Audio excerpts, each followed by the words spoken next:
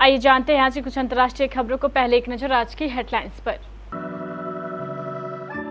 PM Narendra Modi ने लाल किले से दिया देश को संदेश। नीतीश कुमार कैबिनेट विस्तार, आज मंत्रिमंडल में तेज प्रताप यादव को जगह। भाषण के दौरान भावुक हुए पीएम मोदी। तालिबानी शासन के पूरे हुए 1 साल।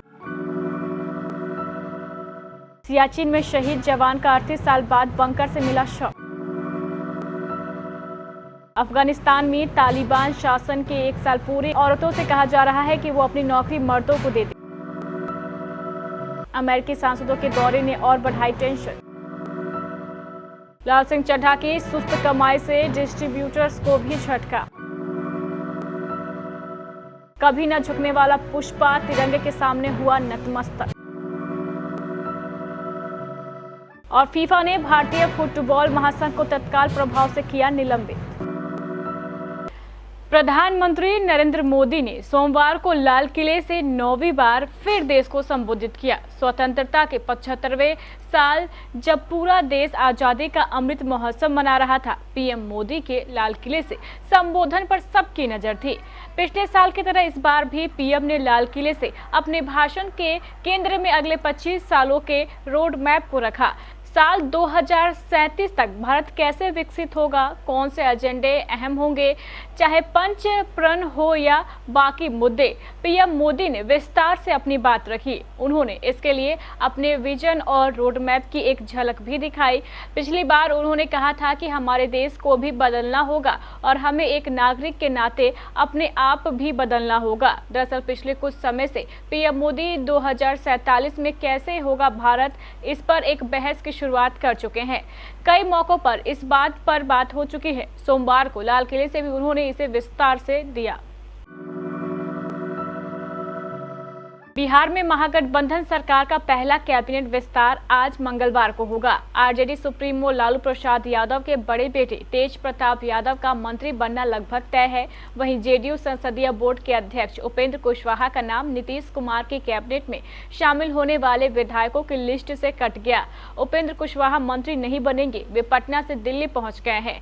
भले ही 7 दलों वाले महागठबंधन की सरकार का नेतृत्व नीतीश कुमार कर रहे हैं, मगर इसमें लालू प्रसाद यादव की पार्टी राष्ट्रीय जनता दल का दबदबा रहने वाला है।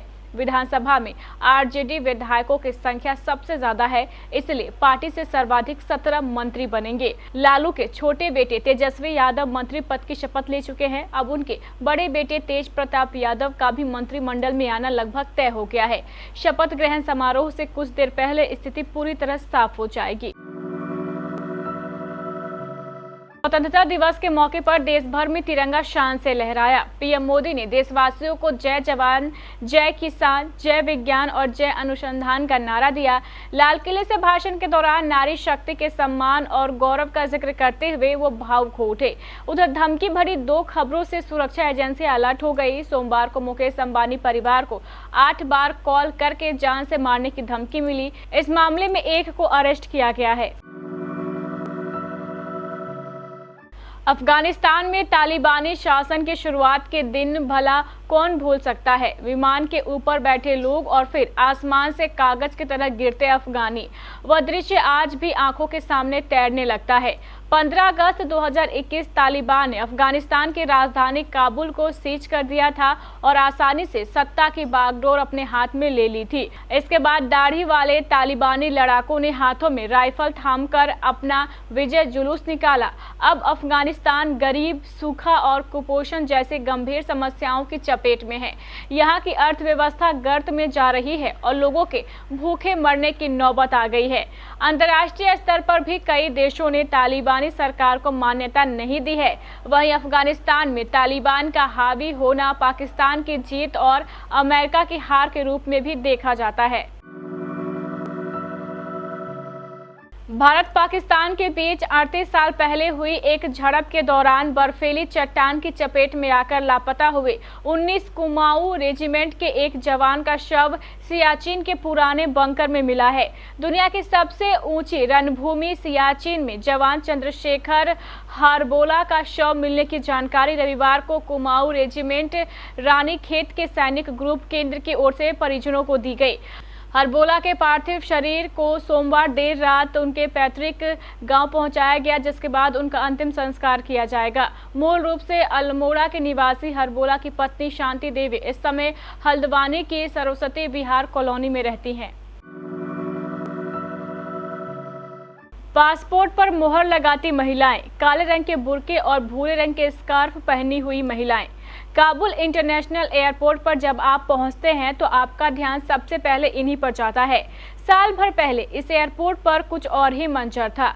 मुल्क छोड़ने के लिए बेताब लोगों का सैलाब, चारों ओर अफरा तफरी का आलम। तब यही दिख रहा था, लेकिन अब यहाँ पिछले बरस की तुलना में खामोशी है, साफ सफाई है। काबुल की गर्मियों की मद बयार में तालिबान के सफेद रंग के झंडे एक कतार में लहरा रहे हैं। पुराने मशहूर चेहरों के बिलबोर्ड्स पर अब नए रंग पोत की गई है। चीन और तालिबान के बीच तनाव अब और बढ़ता जा रहा है, जिसने युद्ध का खतरा भी बढ़ा दिया है। ताजा संकट की वजह अमेरिकी सांसदों का प्रतिनिधि मंडल है।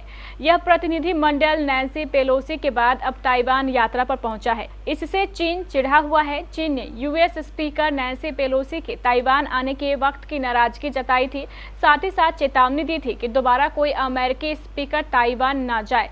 नैन्सी पेलोसी के ताइवान पहुंचने के बाद से ही चीन चिढ़ा हुआ है। उससे तभी ताइवान को घेरकर मिलिट्री ड्रिल शुरू कर दी थी। अब ताइवान के राष्ट्रपति त्साई इंग-वेन ने अमेरिकी सांसदों के प्रतिनिधि मंडल से मुलाकात की है। इससे चिढ़कर चीन ने ताइवान के आसपास अपनी लाइव मिलिट्री ड्रिल को और ज्यादा बढ़ाने का ऐलान किया है। ताइवान ने भी इसकी पुष्टि की है।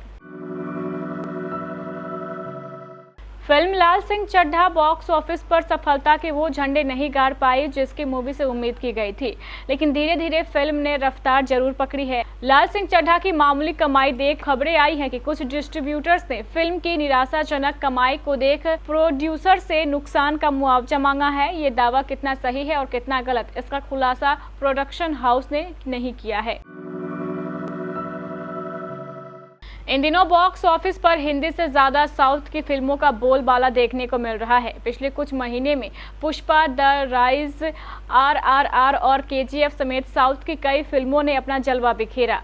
इन फिल्मों की सफलता ने फिल्म्स के एक्टर्स को भी पैन इंडिया स्टार बना दिया। ऐसे में फैंस जानने को उत्सुक है कि उनके फेवरेट हीरो आजादी के 75 सालों का जश्न कैसे सेलिब्रेट कर रहे हैं।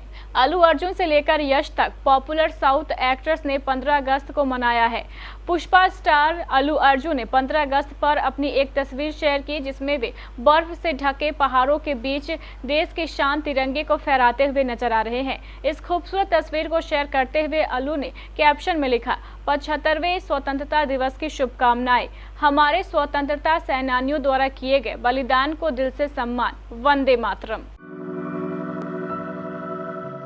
विश्व फुटबॉल संचालन संस्था फीफा ने तीसरे पक्ष के हस्तक्षेप के कारण भारतीय फुटबॉल महासंघ को तत्काल प्रभाव से निलंबित कर दिया है। फीफा के नियमों के गंभीर उल्लंघन की वजह से यह निर्णय लिया गया है। वहीं दूसरी ओर आज मंगलवार 16 अगस्त से कोलकाता में डूरंड कप शुरू होने जा रहा है। बेंगलुरु FC की टीम दूसरे दिन जमशेदपुर FC से भिड़ेगी। टूर्नामेंट में 11 इंडियन सुपर लीग्स क्लब हिस्सा लेंगे। जानकारी के अनुसार इस महीने की शुरुआत में ही विश्व फुटबॉल संचालन संस्था फीफा ने तीसरे पक्ष के हस्तक्षेप के कारण भारतीय फुटबॉल महासंघ को निलंबित करने की धमकी दी थी।